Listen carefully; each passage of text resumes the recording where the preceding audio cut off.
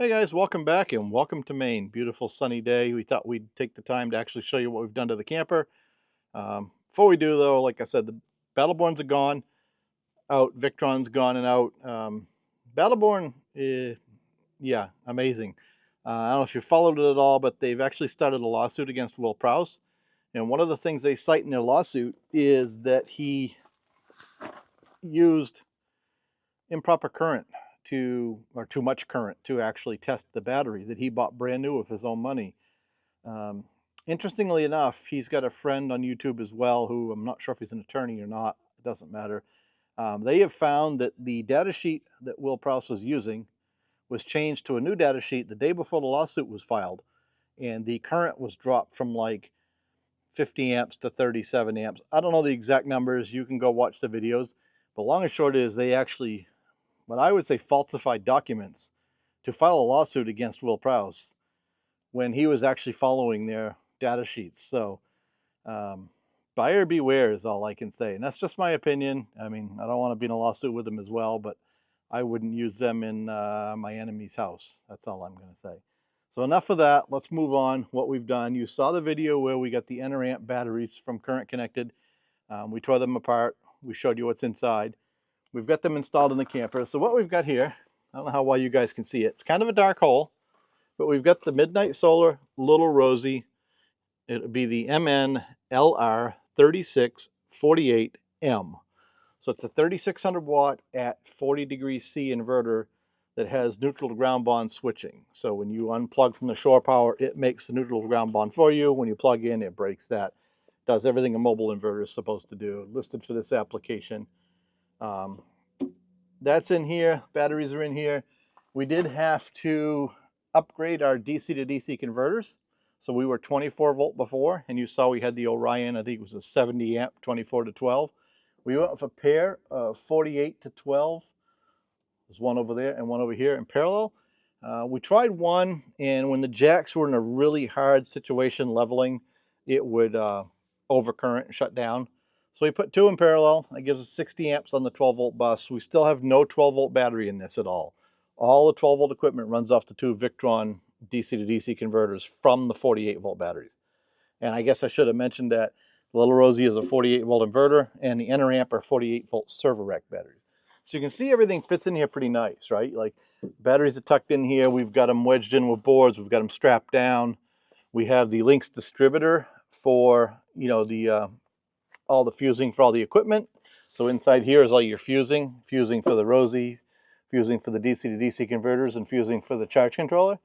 There is a PV breaker up top out of the way, and then all of our batteries get wired to the shunt and to the distributor with those wires over there.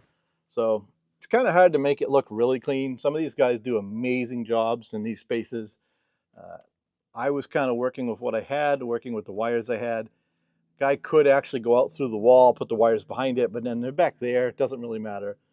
We got the solar assistant up there watching the little Rosie, getting it online so we can see what we're doing. And we still have our 12 volt distribution box over there for the brakes, the auto level, and the camper. They all have there's three different wires, so we went ahead and put them on three different breakers so we can isolate things if we ever need to work on them as well. But that's about it. And, like I said, the recap, long and short is we were very fearful of the Battleborn batteries after seeing everything we saw. Not that we were pushing the limits on them, but we could be in some cases. We had three strings, and at 37 amps a string, that's 110 amps, give or take, somewhere in that ballpark. We could pretty easily do that on a 24 volt battery. That's that's not a lot. What is that? That's 2,500 watts of power. So if we ran air conditioning and something else dead ahead for a while, we could actually cause that problem. And it's a runaway train. So if you've looked at the design, once that plastic starts to flow and deform, the connection becomes higher resistance. And as that connection becomes higher resistance, it creates more heat, which causes the plastic to flow more. And it's just going to run away. And if one battery deforms first, then the other two have to carry all the current, and then they deform as well. So we were done. We weren't taking any chances. We sleep right up above this, as we've said 100 times. And then the Victron, not knocking on Victron, I like the Victron products, but we had a couple quirks with it that really affected how we use the inverter.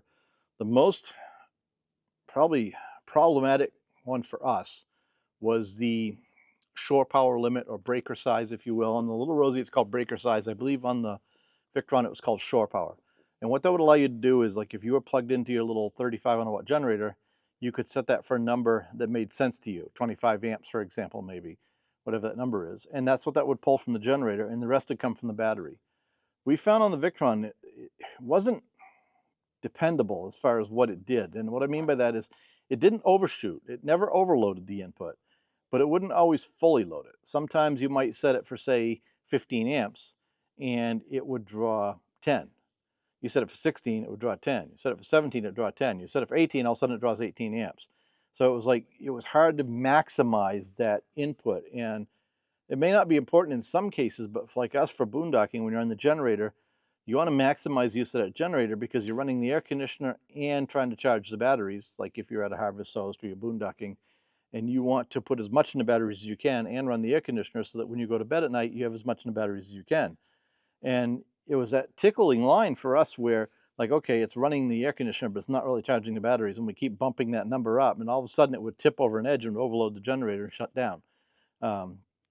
We really struggled with that one. And, you know, we've talked about the one where the air conditioning would overload it on occasions, especially when you unplugged it from shore power. It was just time. You know, this is probably 12, 15 pounds. 15, Sue says. So I think she's right, 15 pounds. The Victrons were 30, 40 pounds. I don't know. I remember saying in one video the difference in weight. We actually gained 2.5 kilowatt hours of battery storage, and we lost over 100 pounds of actual weight of equipment. So that was nice. This is about 25 to 30 watts idle draw. The two Victrons running were about double that. Just a lot of good reasons to do this change. More battery power, more storage, and we could easily stack another battery on each one if we wanted to. It does what we need it to do. We don't have enough solar to live off-grid 24/7 in this thing. So we're going to be running the generator on occasion if we're boondocking a lot, and running air conditioner. If we're not running the air conditioner, we get by just fine with what we have. But if we're running the AC, we are going to be running the generator on occasion to retop these batteries off. So that's what we did. That's why we did it. And that's where we're at. We've lived with it now for 2 trips from Florida to Ohio and back, and in Florida to Maine. Did a lot of boondocking on both trips, no issues at all. We're getting excited to actually start doing some closed loop testing and possibly try to get the Eneramps onto Solar Assistant. I'm believing it's hugely possible because they have about 10 different serial protocols you can program into those batteries. So it's just a matter of sitting down and trying it, or calling Dexter and see if he's done it yet. But that's where we're at. That's what we've done. What am I missing? Am I missing anything? Okay, well, Sue thinks that's about it. So we'll keep you posted. Oh, the other thing, one more thing I didn't point out, and maybe this has been pointed out before, but the little Rosie also has dead battery boot. So like with the Victron system, if I ran the batteries dead into BMS shutdown, which you shouldn't do, but if I did, which is possible with the 12-volt equipment, it's a lot easier to do than in a residential setting. So you set your low battery cutout on here, this will shut off, but all your 12-volt equipment is going to drain that battery down until the BMS opens. On the Battleborn system, that was more tricky to recover from because you had to have some kind of source to light the batteries up.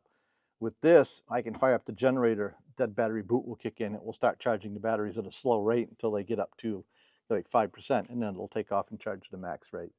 So that's pretty cool too. Yeah, I think that's about it. So we'll bring you back maybe in another 6 months and tell you if we're still happy with all of this, where we're at, and if we do anything different. But that's what we did. That's why we got rid of the Battleborns.